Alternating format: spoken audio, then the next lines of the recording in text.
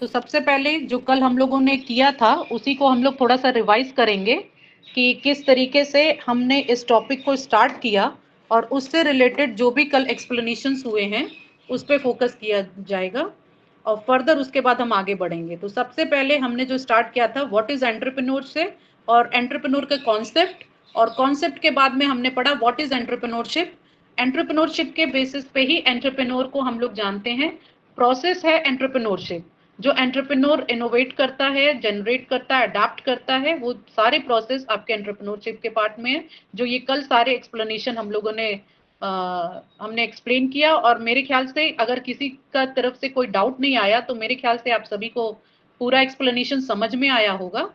तो इस बेसिस पे अब हम फर्दर आगे मूव करेंगे।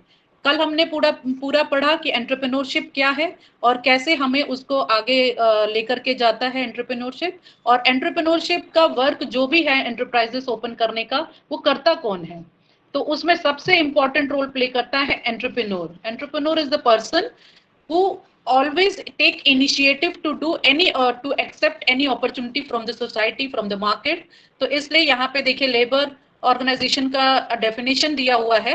Entrepreneur are those people who have ability to see and evaluate business opportunities together the necessary resources to take advantages of them and to initiate appropriate actions to ensure success।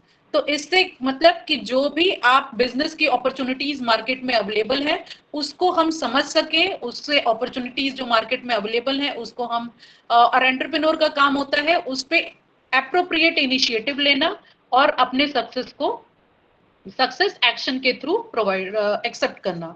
और ये सारी success उसको कहां से मिलेगी, जब वो initiate करेगा अपने एक्टिविटीज को, और वो एक्टिविटीज उसकी है कि वो इनोवेटिव एक्टिविटीज करेगा, वो रिस्क लेता है, वो सारी चीजें करता है। One by one we will explain, I will explain you the characteristics of your entrepreneur कि उसके क्या क्या कैरेक्टरिस्टिक्स है, और it's almost similar to your entrepreneurship.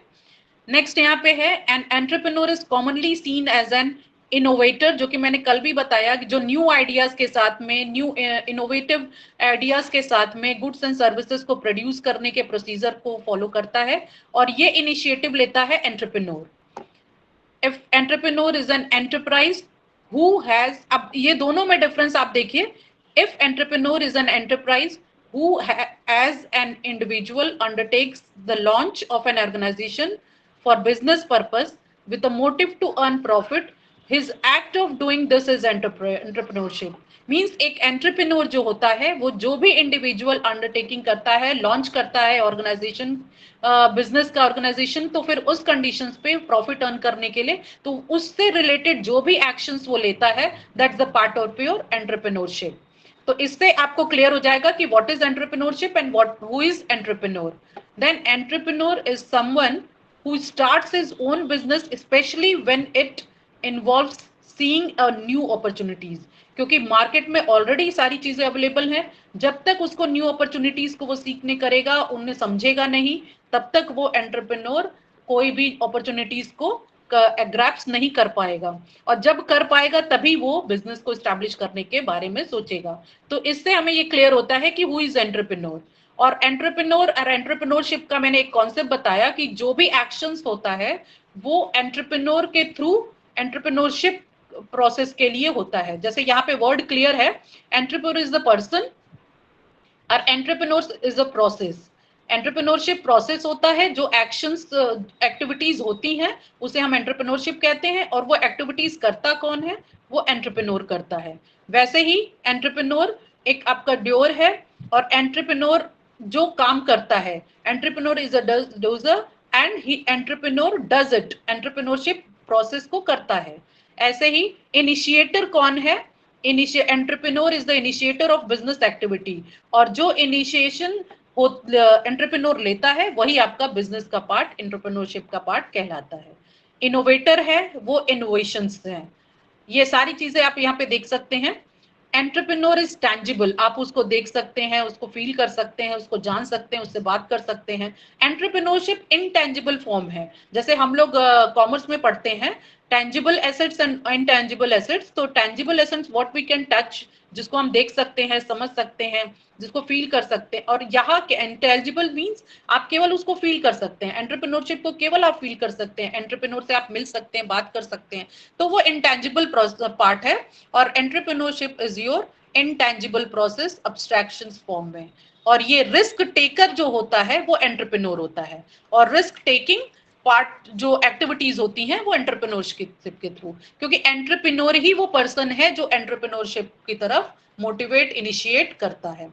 Entrepreneur is an organiser of various factors of production. Various factors of production कल भी हम लोगों ने पढ़ा है कि वेरियस फैक्टर्स ऑफ प्रोडक्शन का मतलब हो गया जो भी प्रोडक्ट को प्रोड्यूस करने के लिए आपके फैक्टर्स होते हैं, वो सारे फैक्टर्स को ऑर्गेनाइज करने वाला काम एंटरप्रेन्योर करता है। क्योंकि अगर हम बिजनेस एस्टैब्लिश कर रहे हैं तो वो बिजनेस एक्टिविटी अगर ह्यूमन इकोनॉमिक एक्टिविटी है तो उसके साथ में वो ह्यूमन एक्टिविटी भी कहलाएगी। क्योंकि कोई भी चीज कंबाइन करना, असेंबल करना, चीजों को ढूंढ के लाना, ये काम एक ह्यूमन बीइंग के थ्रू ही हो सकता है। आप ये बिजनेस एस्टैब्लिश करने का काम किसी एनिमल से नहीं उम्मीद कर सकते, ना ही कोई इनविजिबल आइटम ऐसा है जो कि आपके इन सारी चीजों को ऑर्गेनाइज करेगा। तो इसलिए ये सारे फैक्टर्स ऑफ प्रोडक्शन जो भी होता है ह्यूमन बीइंग के थ्रू होता है। एंड स्टार्टिंग में ही मैंने कहा कि एंटरप्रेन्योर इज अ पर्सन, तो वो पर्सन, वो ह्यूमन बीइंग ही उन सारी एक्टिविटीज को करता है। और उसी का रिजल्ट है कि एंटरप्रेन्योरशिप जो कि बिजनेस को वेरियस फैक्टर्स ऑफ प्रोडक्शंस को कंबाइन करके लीगली वो सारी एक्टिविटीज को परफॉर्म करता है। एंटरप्रेन्योर लीडर है। ये मैंने आपको एंटरप्रेन्योरशिप के पार्ट में बताया था कि लीडरशिप स्टाइल होना जरूरी है। तो एक एंटरप्रेन्योरशिप में लीडरशिप स्टाइल होना जरूरी है, क्योंकि तभी वो इनिशिएट कर सकता है। एक लीडर क्या होता है? लीडर का काम होता है दूसरों को अपने और जो भी काम उसको करवाना है वो अपने फॉलोवर्स को, अपने साथ में जो ग्रुप है उसके बैक फेसेस पे जो ग्रुप होता है उसको वो कैसे मेंटेन करेगा, वो सारा काम आपके एंटरप्रेन्योर का होता है। और एंटरप्रेन्योरशिप इज लीडरशिप, जिससे वो अपने सारे लोगों को काम करवाने की अरेंजमेंट करता है, सबको असेंबल करता है। और एंटरप्रेन्योर इज अ मोटिवेटर, और entrepreneurship is motivation. Motivator means motivate करता है, वो सबको मोटिवेट करता है कि हमें ये काम करना है, इस गोल को अचीव करना है, और उस गोल को अचीव करने के लिए सारी चीजों को कैसे कलेक्ट करना है, वो मोटिवेटर का काम होता है। और लोगों से काम करवा लेना वही मोटिवेटर का काम होता है। और एंटरप्राइजेस में आप उसको मोटिवेशन का पार्ट मानते हैं। नेक्स्ट, डिस्टिंग्विश हो गया एंटरप्रेन्योर एंड एंटरप्रेन्योरशिप में बहुत स्लाइट चेंजेस है। फिर हम आते हैं एंटरप्रेन्योरियल क्वालिटीज की तरफ। Entrepreneurial qualities very important role play करता है। जैसे आपका ये है क्रिएटिविटी एंड इनोवेशन, तो ये सबसे इंपॉर्टेंट क्वालिटी है किसी भी एंटरप्रेन्योर की।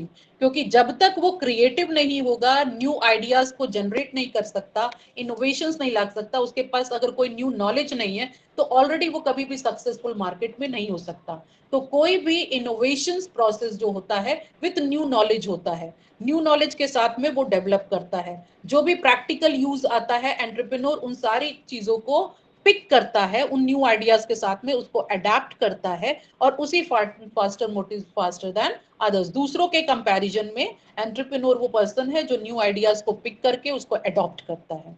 और रिस्क टेकिंग, ये भी उसका एक बहुत इंपॉर्टेंट रोल है। क्योंकि अगर जब वो रिस्क बेयर नहीं कर सकता, वो रिस्क फैक्टर मैनेज नहीं कर सकता, तो फिर वो एंटरप्रेन्योर सक्सेसफुल एंटरप्रेन्योर नहीं बन सकता। क्योंकि रिस्क फैक्टर ही जो कर सकता है, जिसके अंदर करेज है, जो मॉडर्नाइज या फिर टेक्नोलॉजी को अडॉप्ट कर सकता है, न्यू न्यू चेंजेस को एक्सेप्ट कर सकता है, वही रिस्क फैक्टर को कवर कर सकता है। क्योंकि जो भी न्यू आइडियाज है, नॉलेज है, रिसोर्सेस है, ये जितने एक्टिविटीज आपके होने हैं न्यू आइडियाज, नॉलेज और रिसोर्सेस के साथ में, without quality of taking risk, enterprises cannot be started। क्योंकि वो रिस्क फैक्टर तो हमेशा रहता है, because there is uncertainty in business. आप सक्सेसफुल होंगे नहीं होंगे, your product is acceptable by the society और कस्टमर और नॉट, तो ये एक रिस्क फैक्टर होता है। और इसीलिए आपका एंटरप्रेन्योर में रिस्क फैक्टर, रिस्क लेने की कैपेसिटी होनी चाहिए, तभी वो अपने बिजनेस को स्टैब्लिश कर सकता है। क्योंकि वही risk and favour taking calculated moderated risk, तभी वो पॉसिबल उसके लिए है। इनिशिएटिव एंड ड्राइव्स, उसको ही इनिशिएटिव लेना होगा, क्योंकि जो न्यू आइडियाज उसके पास है, जो न्यू नॉलेज है, वही इनिशिएटिव लेगा, तभी आप ग्रुप को कंबाइन कर सकते हो और उस ग्रुप के साथ में इंपॉर्टेंट क्वालिटी ऑफ आइडियाज को एक्शंस में कन्वर्ट कर सकते हो।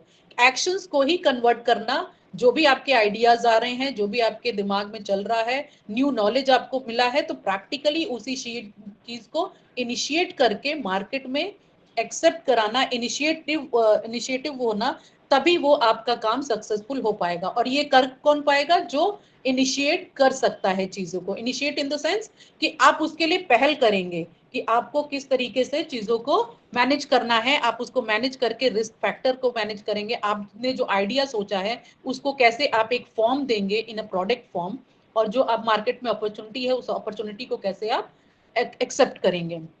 नेक्स्ट पॉइंट आपका अपॉर्चुनिटी सीकिंग ही है, और वो एक एंटरप्रेन्योर ही है जो इन सारी चीजों की, जो मार्केट में अपॉर्चुनिटीज अवेलेबल है, उसको एक्सेप्ट कर सकता है। वही एक पर्सन होता है जो क्राइसिस टाइम में ही अपने न्यू आइडियाज के साथ में कई सारी चीजों को मैनेज कर सकता है। जैसे फॉर एग्जांपल अभी हम सभी लोग कोरोना पीरियड से मूव किए हैं, अब उसमें वही आपका बिजनेसमैन सक्सेसफुल रहा जिसने उसकी अपॉर्चुनिटी को एक्सेप्ट कर लिया। और जैसे आपके फॉर एग्जांपल ले लीजिए, जितने भी जनरल स्टोर्स थे, मेडिकल स्टोर्स थे, ये सारे आपके सबसे ज्यादा यूज होने वाले थे। बाकी सब तो जितने भी बिजनेसेस थे ऑलमोस्ट खत्म हो गए थे।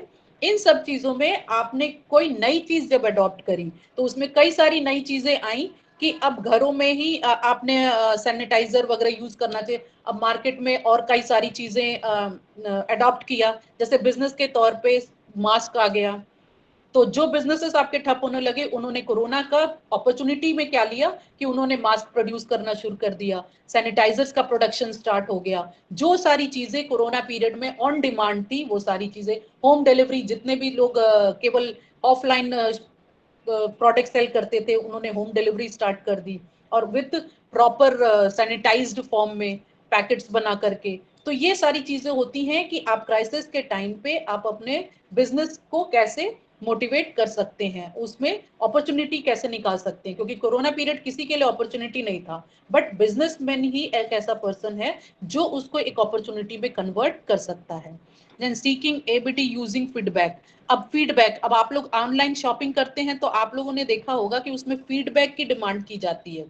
तो ये फीडबैक जो होता है आपकी परफॉर्मेंस बताता है कि आपकी परफॉर्मेंस क्या चल रही है। उस बेसिस पे, उस फीडबैक के बेसिस पे आप अपने आप में इम्प्रूवमेंट लाने की कोशिश करते हैं, अपने बिजनेस की क्वालिटी को इम्प्रूव करने की कोशिश करते हैं। तो जितने भी ऑनलाइन शॉपिंग आप करते हैं तो उसमें आप देख लीजिए, आप रिव्यू देते हैं, फीडबैक मांगा जाता है। इवन जो कस्टमर आता है आपके घर पे, प्रोवाइड करता है सारी चीजों को, सेल्समैन पर्सन, वो भी कहता है मैडम फीडबैक अच्छा दे दीजिएगा, मैडम फीडबैक जरूर दीजिएगा।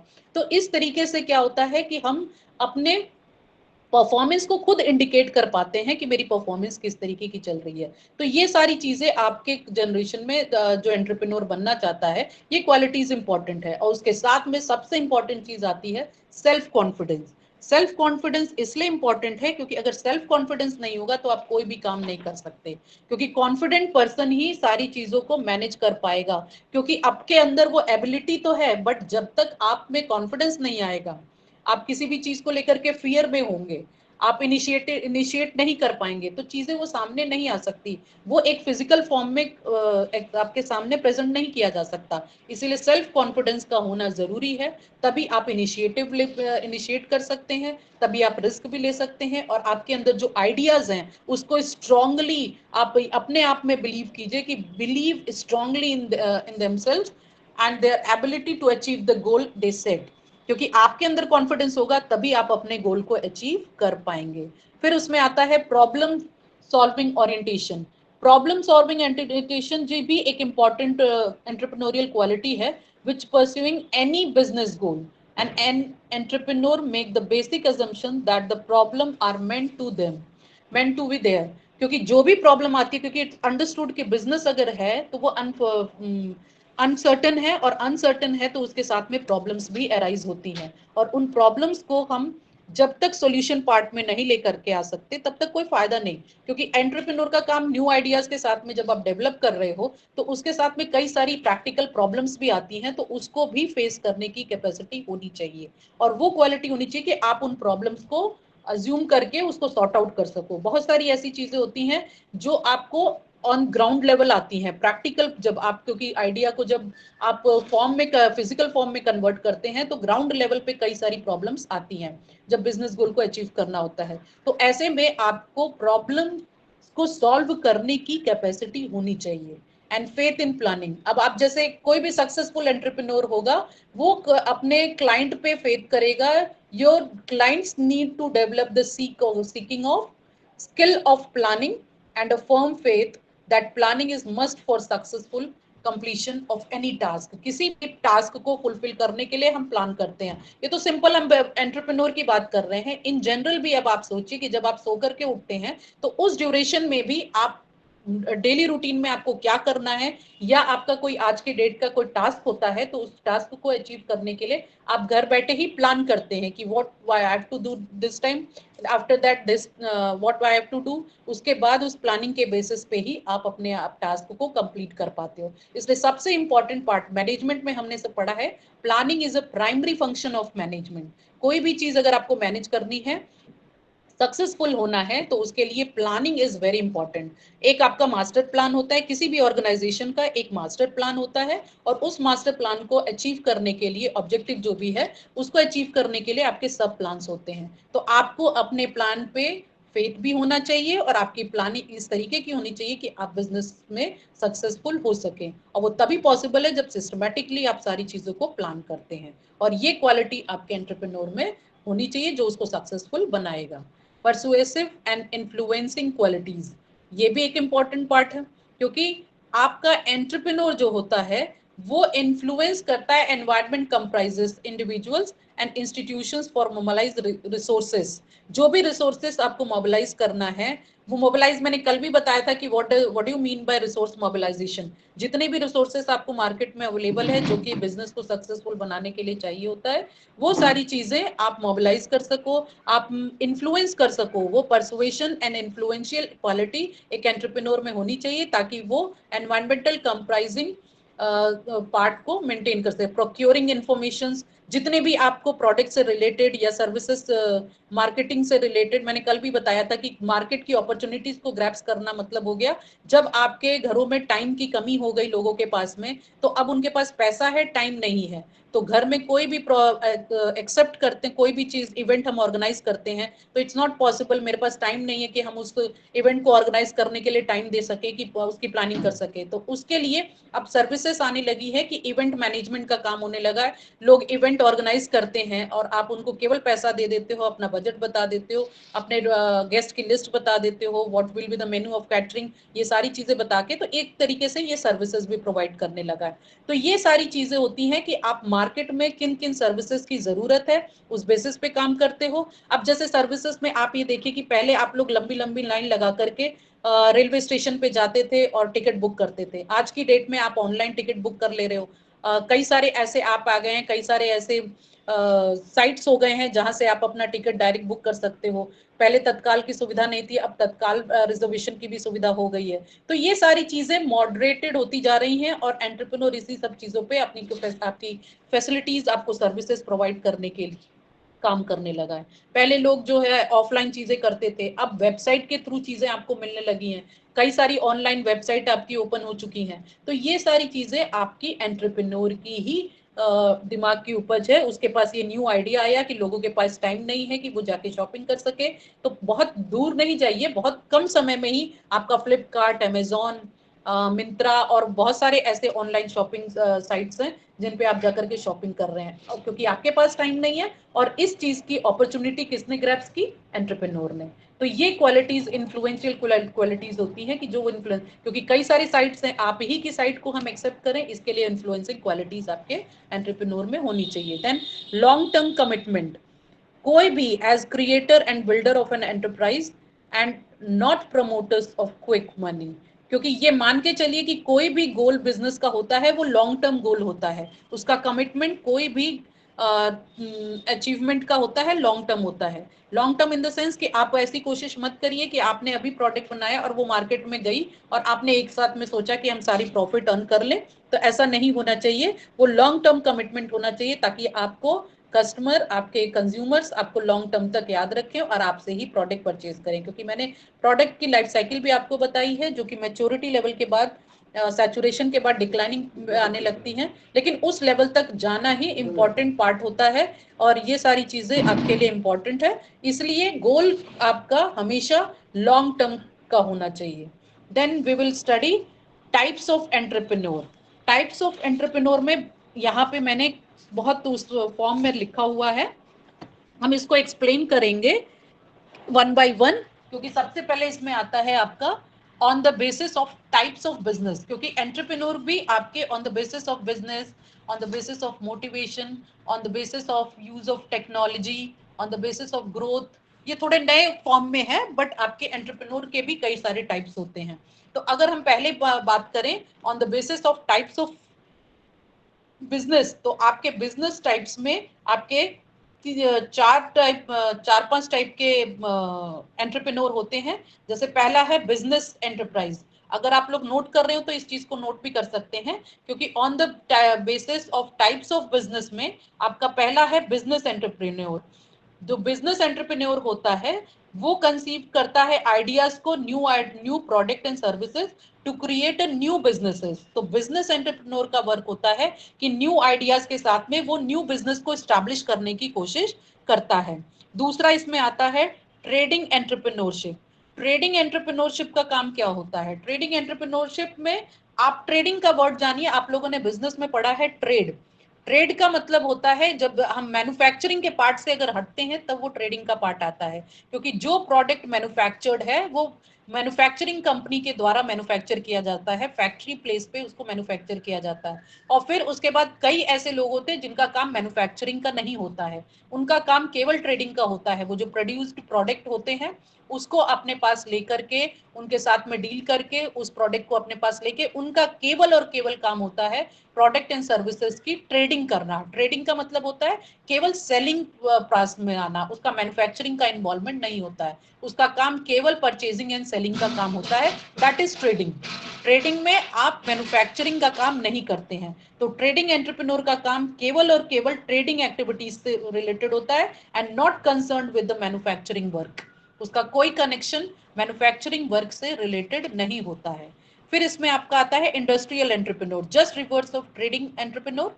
इंडस्ट्रियल एंटरप्रेन्योर का काम होता है मैन्युफैक्चरिंग एक्टिविटीज को इन्वॉल्व करना। ये एंटरप्रेन्योर मैन्युफैक्चरर जो होता है वही कहलाएगा। Who sets up industrial unit, उसका काम होता है इंडस्ट्रियल यूनिट को सेट करना और उसके बाद उसमें प्रोडक्ट को मैन्युफैक्चर करना। उसका केवल काम होता है मैन्युफैक्चरिंग का। वो उसमें चाहे तो सेलिंग और परचेजिंग का काम भी कर सकता है, बट ट्रेडिंग करने वाले केवल ट्रेडिंग का काम करते हैं, परचेजिंग एंड सेलिंग का।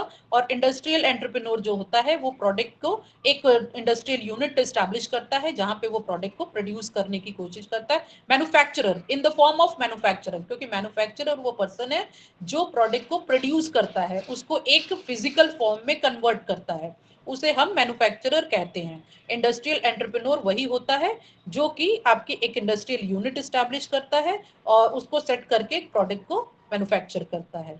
इसके अंदर देन आता है corporate entrepreneur. We all are well known about the corporate. Corporate sector हम जानते हैं ऑफिशियल लेवल पे होते हैं, ऑफिशियल उस पे काम करते हैं, जितने भी सर्विसेज सीकिंग एक्टिविटीज होती हैं। तो कॉर्पोरेट एंटरप्रेन्योर जो होता है, individual who shows his innovative skills in organizing and managing a corporate undertakings. जो भी कॉर्पोरेट अंडरटेकिंग्स हैं उसके एक्टिविटीज को मैनेज करना, उसको ऑर्गेनाइज करना, उसका काम होता है कॉर्पोरेट में। He plans, develops and manage a corporate body. जो भी आपकी कॉर्पोरेट बॉडी होती है, कोई भी बिजनेस होता है, उस बिजनेस की अपनी एक ऑफिशियल एक्टिविटी होती है, उस ऑफिशियल एक्टिविटीज को वहां पे जो कॉर्पोरेट एंटरप्रेन्योर होता है उसका काम उसको प्लान करना, उसको डेवलप करना और उसको मैनेज करने का होता है। Then comes agricultural entrepreneur. ये एकदम डिफरेंट पार्ट है आपके एंटरप्रेन्योर का। आज की डेट में इतने एडवांस टेक्नोलॉजी आ गई है कि अब आप जैसे पहले कहते थे कि जो खेती करने वाला होता है, जो एग्रीकल्चर में इन्वॉल्व है, वो बिजनेस के फॉर्म में नहीं माना जाता था, बट आज की डेट में अगर हम कहें तो इतनी ज्यादा टेक्नोलॉजी एडवांस हो चुकी है कि एग्रीकल्चर के भी फार्मिंग वगैरह भी होता है, जिसमें कल्टीवेटिंग का वर्क होता है, और उसके बाद कल्टीवेटिंग, ये एग्रीकल्चरल एक्टिविटीज होती हैं जिसमें कल्टीवेशन होता है, मार्केटिंग ऑफ क्रॉप्स होता है, फर्टिलाइजर्स है, and other inputs of agriculture. Agriculture के जितने भी इनपुट्स होते हैं उन सब का प्रोडक्शन करना। और आज की डेट में तो मंडीज आप लोगों ने सुना होगा, कई जगह जगह पे मंडी बनी हुई है जहां पे आपके जितने भी एग्रीकल्चरल प्रोडक्ट्स होते हैं उनको आप सेल आउट करते हो। तो उसके कल्टीवेशन से लेकर के उसकी मार्केटिंग से लेकर के ये सारी एक्टिविटीज जो काम होता है वो एग्रीकल्चरल एंटरप्रेन्योर। तो this is the type of business. ये इतने टाइप्स में आप एंटरप्रेन्योर को डिफाइन करते हैं। Then second one is basis of motivation. तो मोटिवेशन में मोटिवेशन लेवल अभी आप आगे हमें आपको एक चीज बताएंगे कि motivation is what is motivation. उस बेसिस पे जो चीजें होती हैं उसमें आता है प्योर एंटरप्रेन्योर। अब प्योर एंटरप्रेन्योर मींस उसका मोटिव होता है केवल साइकोलॉजिकल एंड इकोनॉमिक और मॉनेटरी रिवॉर्ड्स को परफॉर्म करना। इट दो वो पर्सन है जो कि अपने सेटिस्फैक्शन के लिए, स्टेटस के लिए, एंटरप्रेन्योर बनने के लिए सोचता है। तो उसमें वो मोटिवेटेड होता है साइकोलॉजिकल एंड इकोनॉमिक और मॉनेटरी रिवॉर्ड्स के लिए, तो उसको हम प्योर एंटरप्रेन्योर कहते हैं। फिर उसमें आता है आपका इंड्यूस्ड एंटरप्रेन्योर। द पर्सन, ये इंड्यूस्ड एंटरप्रेन्योर जो होता है, an individual who is motivated to take up an entrepreneurial task due to the policy measures of the government. कई ऐसे प्रोडक्ट्स होते हैं जिनको पॉलिसी, गवर्नमेंट की पॉलिसी के पॉइंट ऑफ व्यू से बिजनेस किया जाता है। ये गवर्नमेंट जनरली आपको कंसेशंस असिस्ट करते हैं, जो गवर्नमेंट फैसिलिटीज प्रोवाइड करती है, जैसे गवर्नमेंट सब्सिडी देती है, नेसेसरी ओवरहेड्स फैसिलिटीज देती है। जैसे फॉर एग्जांपल हम ये मान सकते हैं कि गवर्नमेंट खुद इनिशिएटिव लेकर के अपनी पॉलिसी में बताती है। मैंने कल बताया था कि यहाँ पे जो आपके बैकवर्ड एरियाज है वहां पे भी अगर हम बिजनेस एस्टैब्लिश करते हैं तो उससे आपको बहुत फायदा होगा, और उसमें क्या होगा कि हमारे इंफ्रास्ट्रक्चरल डेवलपमेंट होंगे। जैसे बनारस को अगर हम आज की डेट में देखेंगे तो बनारस में बहुत ज्यादा इंफ्रास्ट्रक्चरल डेवलपमेंट हुआ है। आज की डेट में भी कई सारे कंस्ट्रक्शन का काम चल रहा है, and it's all because of new entrepreneurs इसमें इन्वॉल्व हो रहे हैं। अब इन्होंने यहाँ की अपॉर्चुनिटी क्या ली कि आपको डिफरेंट होटल्स वगैरह खुलने लग गए हैं, और बीएचयू के नाम पे कई सारे एजुकेशन इंस्टीट्यूट्स आपको यहाँ पे दिखेंगे। तो हॉस्टल्स आपको अवेलेबल है, तो एजुकेशन इंस्टीट्यूट है तो हॉस्टल्स हैं, और आपके हॉस्पिटल्स हैं तो यहाँ पे रूम अवेलेबल है। यहाँ पे टूरिस्ट प्लेस हो गया है तो कई सारे होटल ओपन हो गए। तो ये सारे अपॉर्चुनिटीज है जो ग्रैब्स करता है एक एंटरप्रेन्योर। तो इंड्यूस्ड एंटरप्रेन्योर का काम होता है जो गवर्नमेंट की पॉलिसीज के बेसिस पे वो कोशिश करता है जहां पे उसको कंसेशन मिल सके, इंसेंटिव्स मिल सके, क्योंकि गवर्नमेंट भी इंडस्ट्रीज को डेवलप करने के लिए कई जगह पे कंसेशन प्रोवाइड करती है कि आपके बैकवर्ड एरियाज है तो अगर आप यहाँ पे बिजनेस एस्टैब्लिश करते हैं तो हम आपको कंसेशन प्रोवाइड करेंगे। जैसे जो रजिस्ट्रेशन फीस होती है उस तरीके से उसमें मैनेज करने की कोशिश की जाती है। तो ये सारी चीजें यहाँ पे मोटिवेट करती हैं लोगों को एंटरप्रेन्योर को उस पार्ट में, इसलिए ये बेसिस ऑफ मोटिवेशन कहलाता है। देन स्पॉन्टेनियस एंटरप्रेन्योर, ये होता है all of a sudden start their business out of their natural talent. मतलब अगर आपके अंदर टैलेंट है तो आप इस चीज को कर सकते हैं। जैसे रील अगर आप लोग देखते हो तो उसमें एक आजकल 13 इयर्स का कि 14 इयर्स का एक स्टूडेंट है जिसने 56 कंपनीज को ओपन किया है, तो वो उस बंदे में टैलेंट है। तो वो अपने उस टैलेंट के बेसिस पे स्पॉन्टेनियस एंटरप्रेन्योर उसको हम कह सकते हैं। उसके अंदर टैलेंट है, वो मोटिवेट हुआ और उसने उस बेसिस पे कई सारी कंपनीज ओपन कर ली। तो उसको कई सारे आइडियाज होंगे तो उस बेसिस उसने कई सारी कंपनीज ओपन कर ली। तो इसको हम एक एग्जांपल ले सकते हैं स्पॉन्टेनियस एंटरप्रेन्योर के फॉर्म में। Then this is your on the basis of use of technology. Technology के बेसिस पे भी आपके एंटरप्रेन्योर्स हो सकते हैं जिसको हम टेक्निकल एंटरप्रेन्योर कहते हैं। तो ये टेक्निकल एंटरप्रेन्योर जो होता है, ये technical entrepreneur develops new and improved quality of goods, improved quality of goods with his skill, technical knowledge and craftsmanship skills in production technique। जैसे कोई भी प्रोडक्ट प्रोड्यूस करने के लिए हम लोग ट्रेडिशनल चीजों को यूज करते थे, ट्रेडिशनल कॉन्सेप्ट होता था, बट अगर आपके अंदर टेक्निकल नॉलेज है तो उसके नए स्किल के साथ में, जैसे एआई आज की डेट में ऑफिसेस में अवेलेबल है, तो ये न्यू स्किल है। इस न्यू स्किल के साथ में टेक्निक, अब आपके ऑफिस में पहले क्या होता था, अगर हम अकाउंट्स की बात करें तो केवल आप मैनुअल उसको कैश बुक वगैरह बनाते थे। अब टैली सिस्टम से कहिए, टैली ERP 9 के थ्रू या और भी उसमें एडवांस टेक्नोलॉजी आ गई, MS एक्सेल पे आप अकाउंट्स बैलेंस शीट प्रिपेयर कर दे रहे हैं। तो ये एक तरीके से टेक्निकल नॉलेज है जिसको यूज करके एक प्रोडक्शन का पार्ट अपने टेक्निक्स का यूज करता है, तो इसको हम टेक्निकल एंटरप्रेन्योर कहते हैं। एक आता है non technical entrepreneur under the technology. Non technical entrepreneur का काम क्या होता है, they are mainly concern with developing alternative marketing and distribution strategy. Distribution strategy और अल्टरनेटिव मार्केटिंग को यूज करके वो बिजनेस को प्रमोट करता है, और बिजनेस प्रमोट करने के लिए उसमें टेक्नोलॉजी की जरूरत नहीं है। वो देखता है कि मार्केट में किस तरीके की स्ट्रैटेजी है, वो अलग से अलग अपनी डिफरेंट टेक्निक की स्ट्रैटेजी को यूज करता है और उस बेसिस पे वो बिजनेस को प्रमोट करने की कोशिश करता है। Then comes professional entrepreneur. ये मैंने पहले भी बताया कि एक एंटरप्रेन्योरशिप जो होता है वो प्रोफेशनल लेवल पे होता है। वो who is interested in setting up a business, जो बिजनेस को सेटअप करने के लिए इंटरेस्टेड होता है but doesn't want to involve with its managing and developing part. तो उस पार्ट में उसको किया जाता है,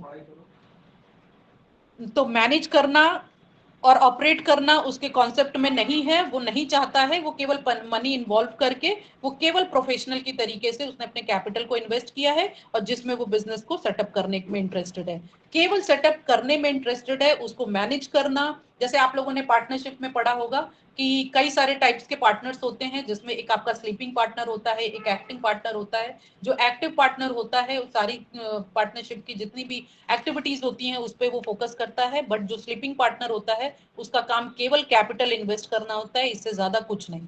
तो वो केवल कैपिटल इन्वेस्ट करना चाहता है, ऐसे पार्टनर को हम प्रोफेशनल एंटरप्रेन्योर बोलते हैं। फिर उस बेसिस पे नेक्स्ट आता है आपका on the basis of growth. तो ग्रोथ के बेसिस पे आपके दो तरीके से होते हैं, एक ग्रोथ एंटरप्रेन्योर, एक सुपर ग्रोथ एंटरप्रेन्योर। तो ग्रोथ एंटरप्रेन्योर का वो इंडस्ट्रीज होती हैं which has sustain growth prospects in the future. जैसे कई चीजों को, जैसे हम जानते हैं कि एंटरप्रेन्योर न्यू आइडियाज के साथ में इनोवेटिव और अडेप्ट करता है, और उसे पता होता है कि मार्केट में क्या अपॉर्चुनिटी है उसको ग्रैब्स कर ले। तो उसको ये भी आइडिया होता है कि किस बिजनेस को या इंडस्ट्री को हम स्टैब्लिश करेंगे जिसमें बहुत हाइप अप नहीं होगा, बहुत डाउन नहीं जाएगा, एक सस्टेनेबल पार्ट में उसका ग्रोथ होता रहेगा। तो वो अपने प्रोस्पेक्ट्स को, अपने ग्रोथ प्रोस्पेक्ट्स को फ्यूचर तक कंटिन्यू कर सकता है, जिसमें सस्टेनेबल ग्रोथ की अवेलेबिलिटी होती है।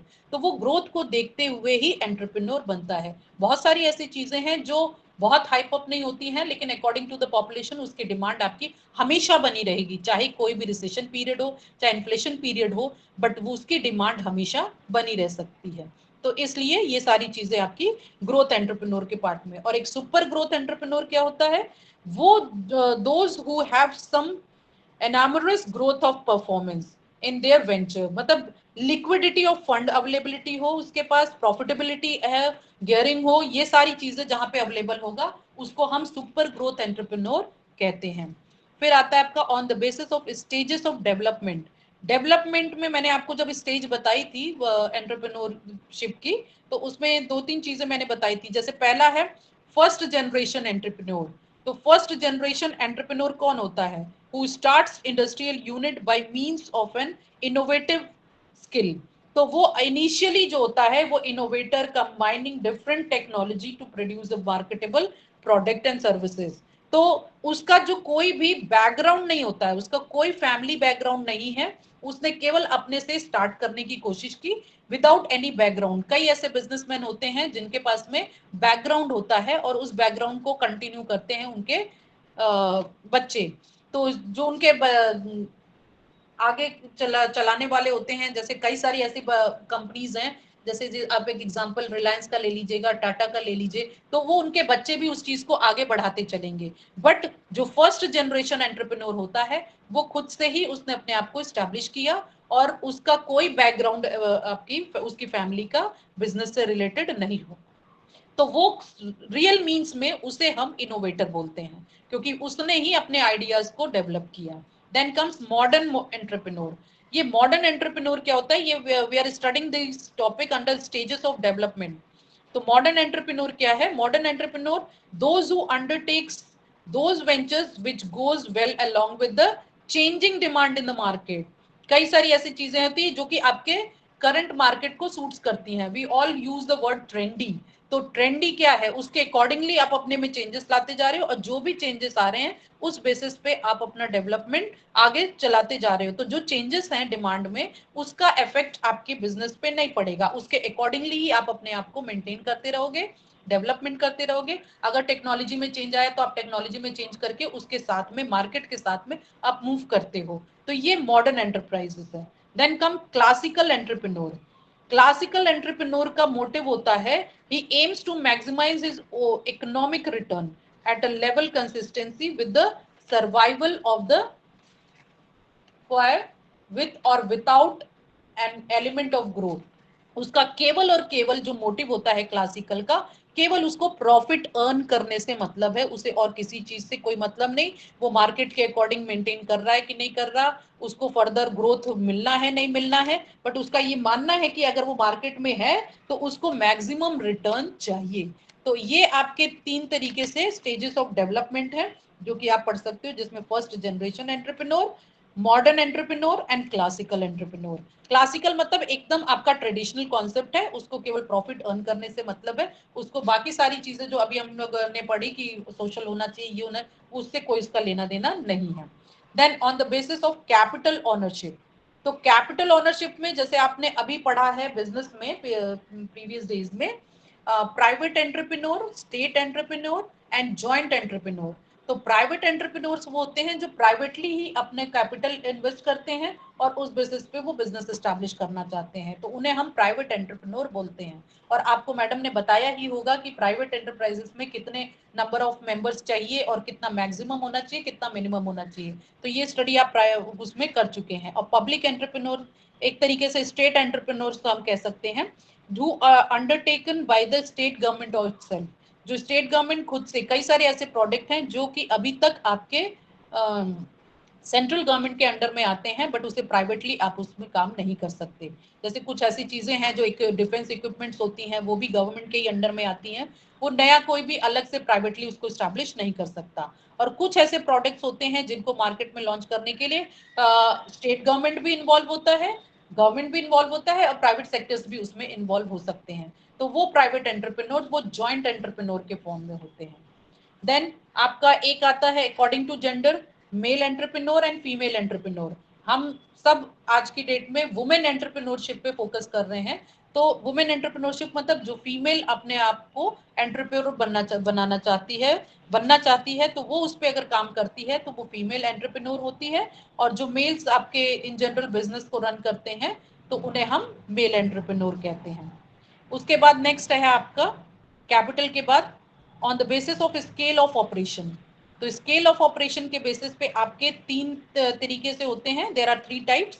लार्ज स्केल इंडस्ट्रियल एंटरप्राइजेस जो कि लार्ज लेवल पे लार्ज प्रोडक्शन करते हैं, लार्ज इकोनॉमिक इन्वॉल्व होता है, लार्ज कैपिटल इन्वेस्ट होता है, तो वो आपका लार्ज स्केल इंडस्ट्रियल एंटरप्रेन्योर कहलाता है। दूसरा मीडियम स्केल इंडस्ट्रियल, जैसे ऑप्टिमाइज साइज, मतलब वो बहुत लार्ज उसमें भी नहीं आ सकता। जैसे आपने कंपनी में पढ़ा है, तो कंपनीज जो आपकी स्टैब्लिश होती हैं जिसमें मिनिमम 7 होते हैं, मैक्सिमम की लिमिट नहीं है, तो वो लार्ज स्केल पे बिजनेस स्टैब्लिश होते हैं, उन्हें हम लार्ज स्केल बिजनेस कहते हैं।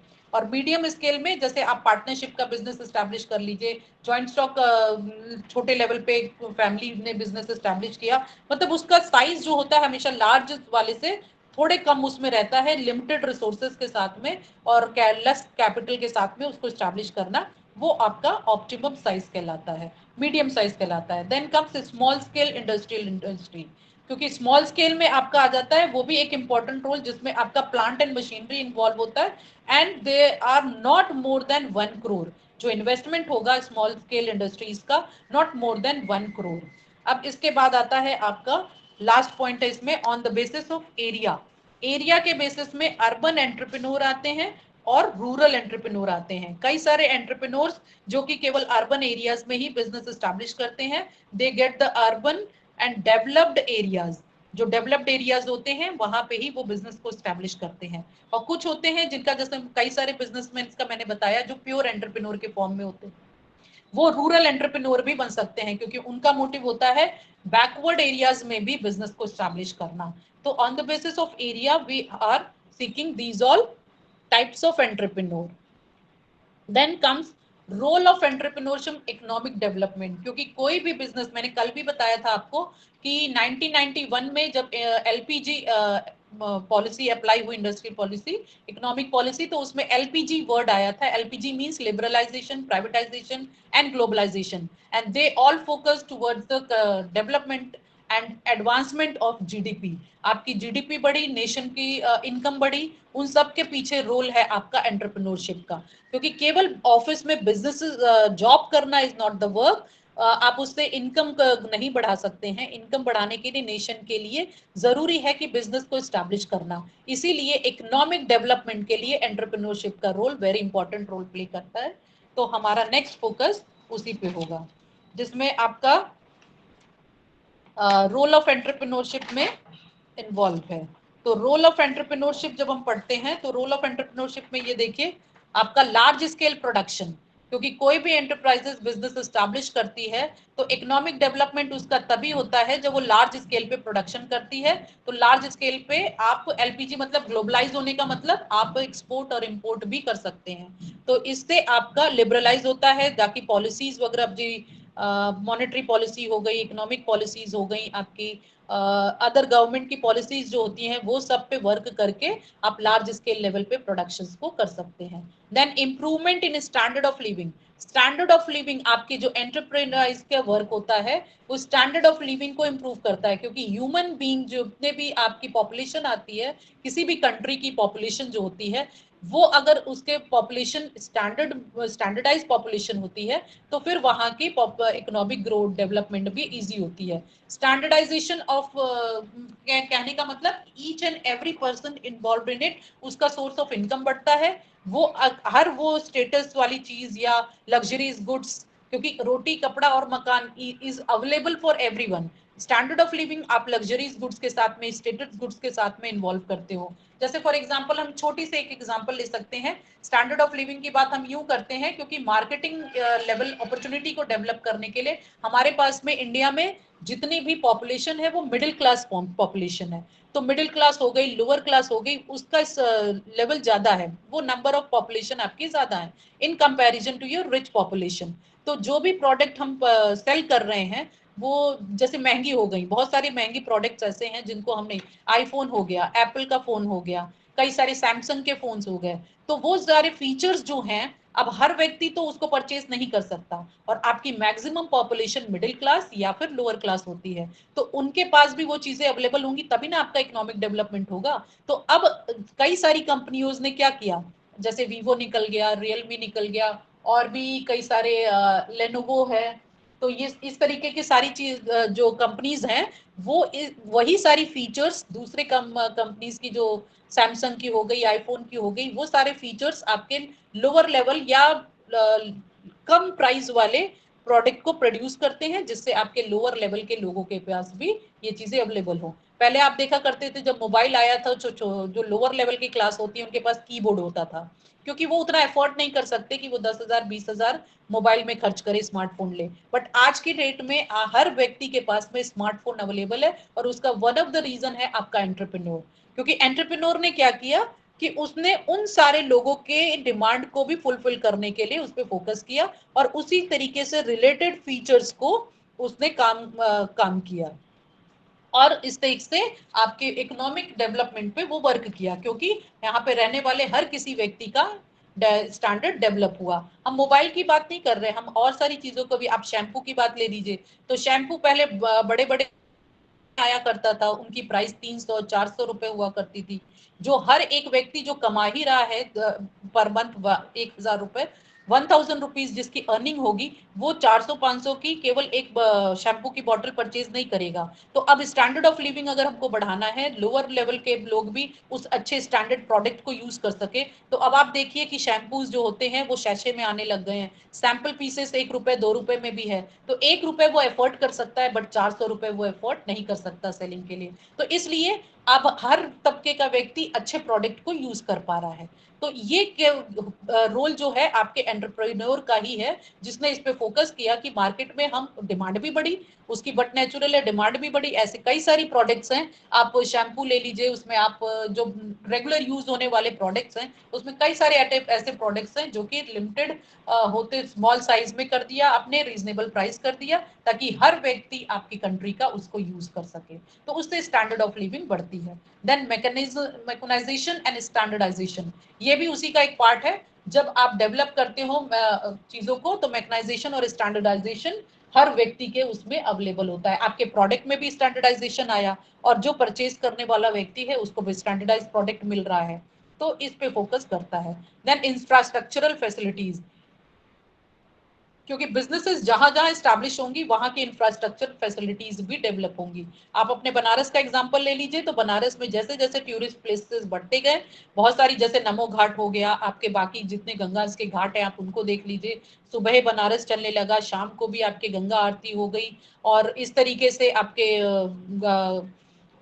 विश्वनाथ धाम हो गया, न्यू विश्वनाथ टेम्पल हो गया, ऐसे कई सारे जगह हैं जिनको डेवलप किया गया है, और उसकी वजह से आपके होटल टूरिस्ट आने लगे, और टूरिस्ट आने लगे तो कई सारे बिजनेस आपके डेवलप हुए, और इसकी वजह से इंफ्रास्ट्रक्चर फैसिलिटीज आपके बनारस में भी डेवलप हुई। तो केवल बनारस की बात नहीं, आप ऐसे कई सारे जगहों की एग्जांपल ले सकते हैं जहां पे टूरिस्ट प्लेसेस बढ़ते गए और वहां पे इंफ्रास्ट्रक्चरल डेवलपमेंट होता गया, क्योंकि बिजनेसेस अगर आपकी डेवलप होंगी तो इंफ्रास्ट्रक्चरल फैसिलिटीज भी डेवलप होंगी। Then increase in government income, but obvious है कि अगर हमारी स्टैंडर्ड ऑफ लिविंग बढ़ रही है, स्टैंडर्डाइजेशन मैकेनाइजेशन, लोगों को, क्योंकि बिजनेस एस्टैब्लिश होगा तो अनएम्प्लॉयमेंट दूर होगा, क्योंकि लोगों को एम्प्लॉयमेंट चाहिए, लोगों को एम्प्लॉयमेंट मिलेगा, जब एम्प्लॉयमेंट मिलेगा तो आपके हर पर्सन, हर पॉपुलेशन के पास में जॉब होगी, और जॉब के साथ में वो इनकम जनरेट कर रहे हैं, जब वो इनकम जनरेट करेंगे तो बट ऑब्वियस है इनकम टैक्स भी आप पे करते हैं, तो गवर्नमेंट की इनकम भी उसी बेसिस पे बढ़ती है। तो ये सारी आपकी जीडीपी को बढ़ाने के लिए काम करता है। तो जितनी ज्यादा बिजनेस एस्टैब्लिश होंगे, एंटरप्रेन्योर एस्टैब्लिश करेगा, उतना ज्यादा आपका इनकम का पार्ट भी बढ़ेगा, क्योंकि लोगों को एम्प्लॉयमेंट मिलेगा, एम्प्लॉयमेंट से उनकी इनकम जनरेट होगी, उनकी पावर कैपेसिटी बढ़ेगी, तो वो अच्छे अच्छे प्रोडक्ट्स परचेज भी करेंगे और आपकी जीडीपी भी डेवलप होगी।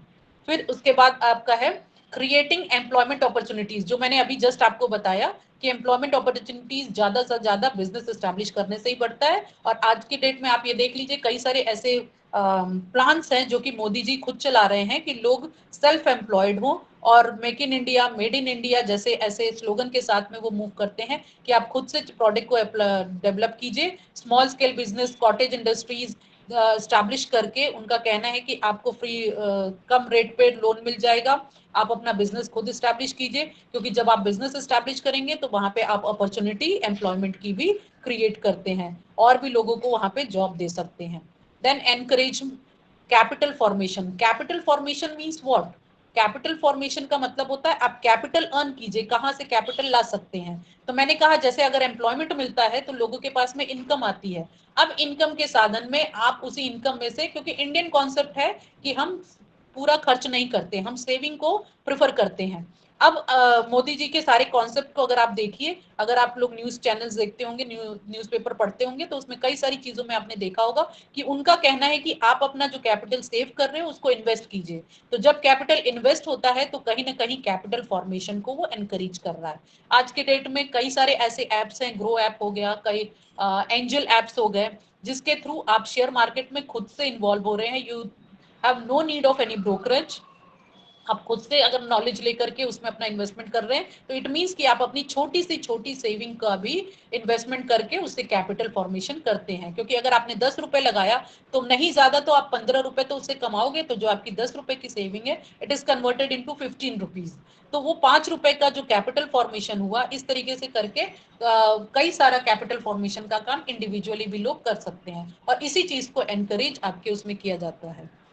नेक्स्ट है प्रमोट्स बैलेंस्ड रीजनल डेवलपमेंट। तो बैलेंस रीजनल डेवलपमेंट को प्रमोट करने के लिए ही एंटरप्रेन्योरशिप का ही सपोर्ट आपको लेना होगा, क्योंकि गवर्नमेंट के थ्रू जो भी कंसेशंस दिए जाते हैं, जो भी इनिशिएटिव इंसेंटिव्स दिए जाते हैं, वो इसीलिए दिए जाते हैं कि कुछ ऐसे एरियाज है जो बहुत ज्यादा बैकवर्ड एरियाज है, अगर वहां पे बिजनेस एस्टैब्लिश होंगी तो वहां का इंफ्रास्ट्रक्चरल डेवलपमेंट भी बढ़ेगा, वहां पे लोगों को जॉब भी मिलेगा और लोगों की स्टैंडर्ड ऑफ लिविंग भी बढ़ेगी, क्योंकि जॉब हाथ में आएगा तो इनकम आएगी, और इनकम हाथ में आएगा तो स्टैंडर्ड ऑफ लिविंग बढ़ बट ऑब्वियस है कि वो भी बढ़ेगा। तो इसलिए उससे क्या होगा, बैलेंस्ड रीजनल डेवलपमेंट होगा, क्योंकि कुछ कुछ एरियाज आपकी जैसे डेवलप नहीं है आज की डेट में। अगर हम कहें तो कैलकाटा हो गया, आपका बॉम्बे हो गया, बैंगलोर हो गया, दिल्ली हो गया, ये सारे बहुत ही एडवांस्ड और इंडस्ट्रियल एरियाज माने जाते हैं। बट अब जरूरत है कि उन एरियाज में भी बिजनेसेस को स्टैब्लिश किया जाए, और एंटरप्रेन्योरशिप का ही ये रोल है कि वो उन जगहों पर भी जाकर के बिजनेस को स्टैब्लिश करे जहां से जो अंडर डेवलप्ड है। तो हम इससे बैलेंस्ड रीजनल डेवलपमेंट को फोकस प्रमोट कर सकते हैं। देन इकोनॉमिक इंडिपेंडेंस, जहां पे एक घर में एक ही व्यक्ति कमाता था और बाकी सब लोग खाते थे, ये कॉन्सेप्ट के साथ में इंडियन कॉन्सेप्ट मूव कर रहा था। बट आज की डेट में हर एक व्यक्ति माइग्रेट हो रहा है और वो इंडस्ट्रीज स्टैब्लिश हो रही हैं, तो वहां पे जाके जॉब कर रहा है, तो इकोनॉमिक इंडिपेंडेंसी बढ़ी है। नाउअडेज वुमेन्स एम्पावरमेंट की बात जहां हम करते हैं, तो वुमेन एम्पावरमेंट में क्या है, वुमेन इकोनॉमिकली भी इंडिपेंडेंट हुई है। तो ये इकोनॉमिक इंडिपेंडेंसी आपकी ज्यादा ज्यादा एंटरप्रेन्योरशिप में, क्योंकि वुमेन एंटरप्रेन्योरशिप भी आज की डेट में ट्रेंड उसमें है, और ज्यादा से ज्यादा एंटरप्रेन्योर्स वुमेन्स भी एंटरप्रेन्योरशिप के फोकस कर रही हैं, जिससे आपका इकोनॉमिक इंडिपेंडेंसी इंडिपेंडेंस आपका वुमेन पार्ट भी हो रहा है। Then rural development, rural development में भी तभी होगा, जैसे अभी मैंने आपको टाइप्स ऑफ एंटरप्रेन्योर में बेसिस ऑफ एरियाज पढ़ाया, जिसमें बेसिस ऑफ एरियाज में रूरल एरिया बोला और अर्बन एरिया बोला। तो जो रूरल एरियाज में डेवलपमेंट आपके बिजनेस स्टैब्लिश होंगे, तो आपके रूरल एरिया भी डेवलप होगा। Then improvement in per capita income, अगर आपकी पर कैपिटा इनकम तभी बढ़ेगी जब आपको एम्प्लॉयमेंट मिलेगा, और ये पॉसिबल है एंटरप्रेन्योरशिप की वजह से। एंटरप्रेन्योर जब उस बिजनेस को स्टैब्लिश करता है, तो हर व्यक्ति को एम्प्लॉयमेंट मिलेगी, हर व्यक्ति का इनकम जनरेट होगा, और इससे आपकी पर कैपिटा इनकम भी कंट्री की बढ़ेगी।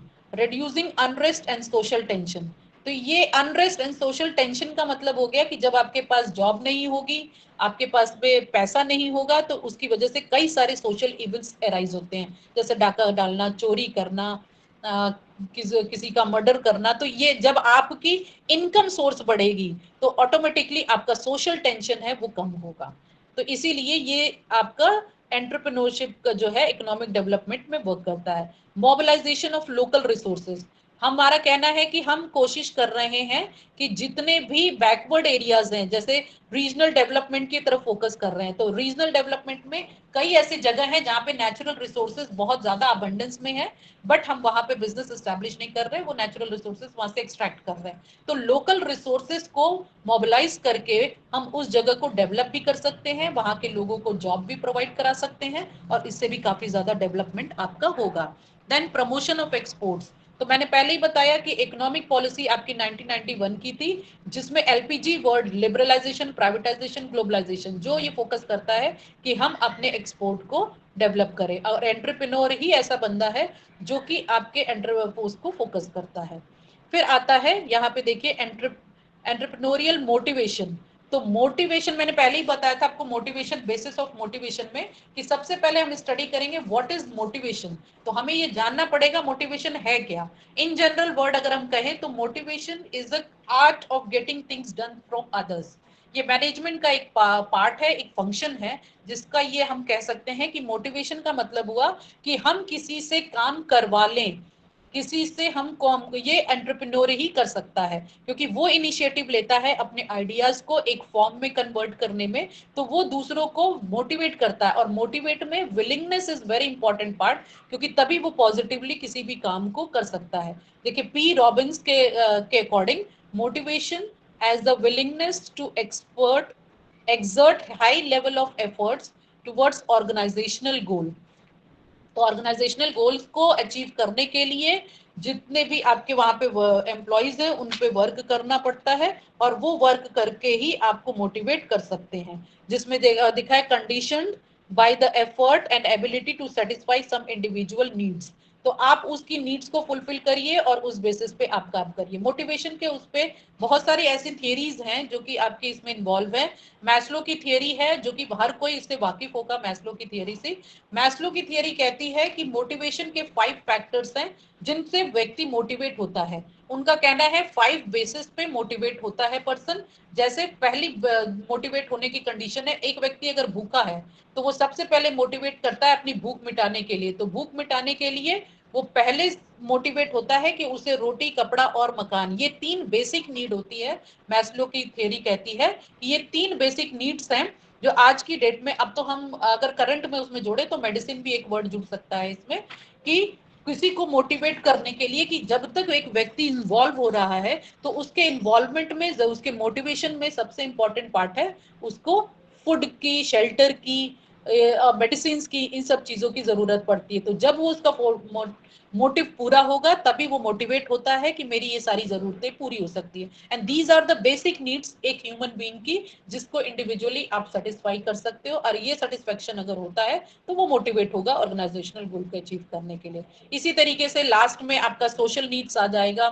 सोशल मतलब जिस जहां पे जॉब मिला है, जब आप उससे सेटिस्फाई होगे तो उस जॉब में स्टेबिलिटी की कोशिश करेंगे, तो सिक्योरिटी चाहिए, सिक्योरिटी नीड आपकी फुलफिल होनी चाहिए। ये सारी चीजें आपको मोटिवेट करती हैं कि आप मोटिवेट होकर के काम को करिए। और एंटरप्रेन्योरियल मोटिवेशन का मतलब ही हो गया कि एंटरप्रेन्योर का काम होता है आइडियाज लेके आना, इनोवेशंस लेकर के आना, और उसको मार्केट में अडेप्ट कराने के लिए एक अकेला एंटरप्रेन्योर नहीं कर सकता, उसको ग्रुप की जरूरत होती है। तो वो अपना एक ग्रुप एस्टैब्लिश करता है और उस ग्रुप को फिर ऑर्गेनाइजेशनल गोल को अचीव करने के लिए एंटरप्रेन्योर मोटिवेट करता है।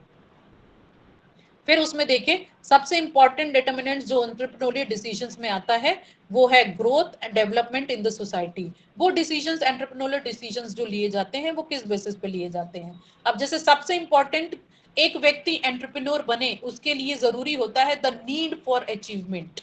जब किसी के अंदर कोई भी चीज नीड आती है कि उसको अचीव करना है, जैसे एक एंटरप्रेन्योर का काम होता है उसको न्यू आइडियाज के साथ में उसका मोटिव होता है कुछ अचीव करना, कॉम्पिटिटिव सिचुएशंस को, important and unique in competitive situations, वो उसको अकम्प्लिश कर सके अपनी सारी चीजों को।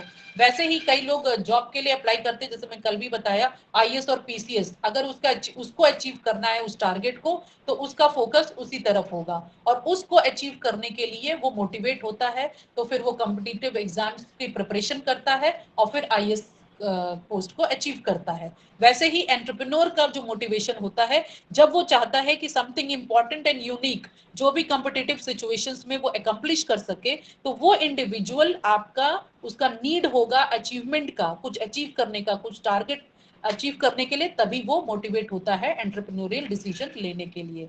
फिर आता है नीड फॉर पावर।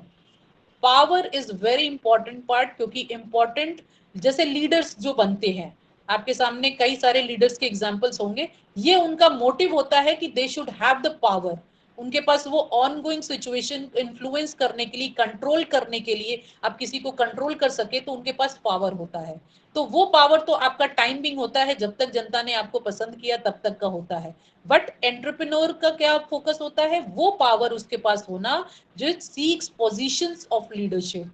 ये people high need for power होते हैं, उनका होता है कि लोग उनको जाने, उनके उनके पावर काम कर सकते हैं, क्योंकि जिसके पास पैसा होता है आज के डेट में उसी को हम पावरफुल मानते हैं। वो किसी भी चीज को मूव कर सकता है, क्योंकि कई सारे आप एग्जाम्पल देख सकते हैं कि अभी किसी कहीं पे फंक्शन हुआ, किसी का पर्सनल फंक्शन था, उसमें ऑल वेराइटीज ऑफ सोसाइटीज के varieties of persons were available because he has got the power of money. तो वो पावर ऑफ मनी आपको कहां से मिल रहा है, एंटरप्रेन्योरियल डिसीजंस लेने से। तो आपका अगर है फोकस पावर अचीव करने का, तो वो power, it is the that identified as one's desire to control और इन्फ्लुएंस एंड ऑनगोइंग सिचुएशंस। तो उसमें तभी आपको people with the high need for power seeking positions of leadership, तो आपको पावर मिलने के लिए आप उसकी तरफ मोटिवेट होते हैं, ताकि आप अपने बिजनेस को स्टैब्लिश कर सके और उसको वर्कआउट कर सके। Then the need for affiliation, आपकी एक नीड, क्योंकि नीड से ही आप मोटिवेट होते हो। जैसे मैंने इससे पहले भी बताया कि जो मैस्लो की थियरी कहती है कि जैसे जैसे आपकी नीड फुलफिल होती जाती है, आप फर्दर आगे मोटिवेट होते जाते हो उस काम को करने के लिए।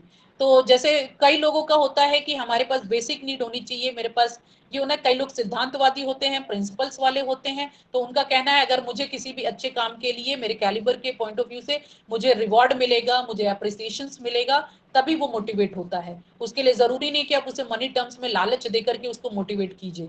तो वो कई बारी ऐसे भी पर्सन होते हैं जो मोटिवेशन के लिए, उनके पास जरूरी नहीं है कि मोटिवेट करने के लिए आप उसे पैसे का लालच दीजिए। मोटिवेट करने के लिए अगर आप उसे अप्रिसिएशन ही देते हैं, रिवॉर्ड ही देते हैं, तो भी वो व्यक्ति मोटिवेट हो सकता है। तो एक एंटरप्रेन्योर एंटरप्रेन्योरियल मोटिवेशंस का फैक्टर्स आपकी नीड होती है। अगर नीड आपकी है अचीवमेंट की, पावर की, एफिलिएशंस की, मतलब लोग आपसे इफेक्टिव रिलेशनशिप में आए विद ईच अदर, तो ऐसी कंडीशन में, मतलब ग्रुप और कम्युनिटी में आप अपने achievement goals are related with group और कम्युनिटी वर्क, तो फिर ऐसी कंडीशंस में भी आप वर्कआउट करते हैं। तो इससे आपको एंटरप्रेन्योरियल मोटिवेशन का पार्ट मिलता है। Sir, thank you sir. अगर किसी को कोई क्वेरी है, डाउट है, तो मेरी स्लाइड यहीं पे है, ओवर, आप पूछ सकते हैं। थैंक यू डॉक्टर कंचन। अब थैंक यू सर। मैं चाहूँगा कि हमारे साथ जो भी लर्नर्स जुड़े हैं वो अपने डाउट्स कोई भी हो वो क्लियर कर लें।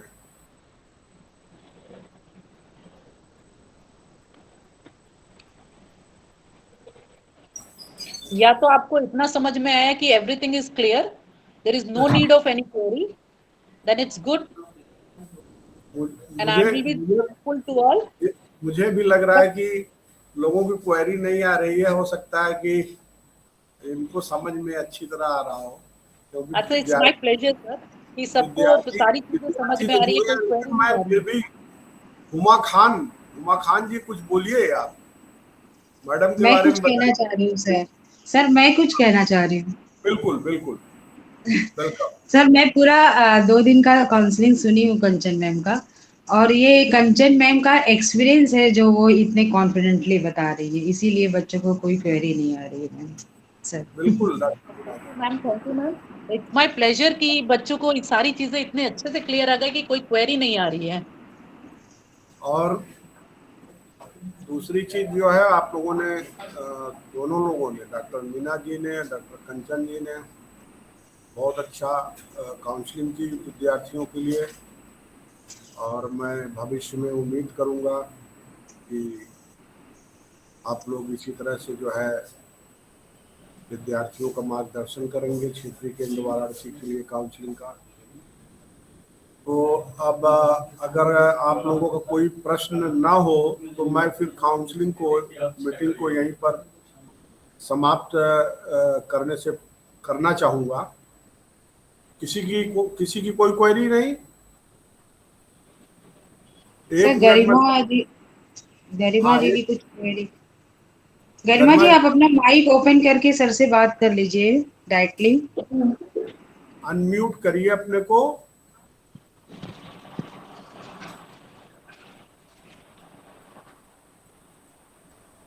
गरिमा जी अनम्यूट करिए।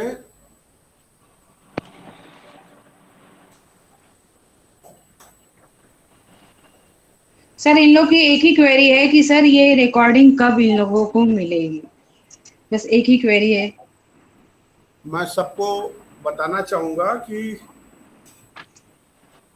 रिकॉर्डिंग पहला पहली रिकॉर्डिंग मीना जी वाली संभवतः आज अपलोड हो गई होगी। मैं इसे देख लूँगा। वो आरसी के यूट्यूब चैनल पर जा करके देख सकती हैं। और आज की भी रिकॉर्डिंग 1-2 दिन में अपलोड कर दी जाएगी जो है। तो अभी आज आप देख लें। मैं बहुत श्योर नहीं हूँ, लेकिन मैंने कह दिया था तो 2-3 दिन पहले ही। तो रिकॉर्डिंग पता कर लेता हूँ मैं कि अपलोड हो गई है कि नहीं। अभी आप थोड़ा सा होल्ड करें तो मैं बताता हूँ।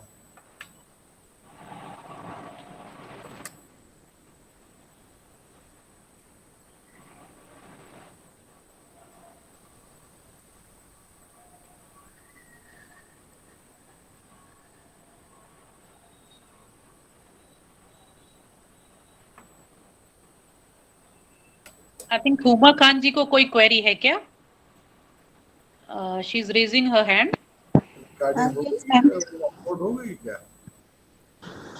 सीबीएस की ये लोग पूछ रहे हैं बच्चे।